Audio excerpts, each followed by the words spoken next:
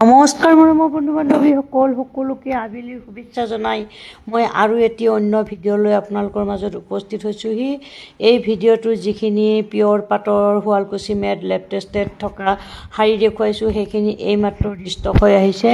খুবেই ধুনীয়া কালাৰৰ হয়, খুবেই ধুনীয়া কোৱালিটি হয়, একদম মানে আপোনালোকে ক'বই নালাগে। এই শাৰীখন লওঁ বুলি যদি ভাবে অতি সোনকালে স্ক্ৰীনত দিয়া নাম্বাৰত যোগাযোগ কৰিব। এই শাৰীখনৰ লগত আৰু এটা বেলেগ কালাৰৰ আছে, সেইখন লেভেণ্ডাৰ কালাৰ, এইখন হ'ল ডাৰ্ক ব্লু কালাৰৰ। খুব ধুনীয়া শাৰী হয়। যদি আপোনালোকে এই শাৰীখনৰ প্ৰতি আগ্ৰহী হৈ আছে অতি সোনকালে স্ক্ৰীনত দিয়া নাম্বাৰত যোগাযোগ কৰিব, নহ'লে কল কৰিব।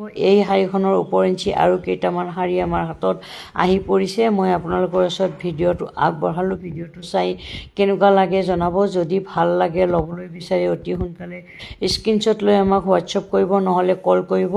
ব্লাউজটো খুব চিম্পুল আকাৰৰ হ'ব। শাৰীখন ৰেডি টু ৱেৰ আছে।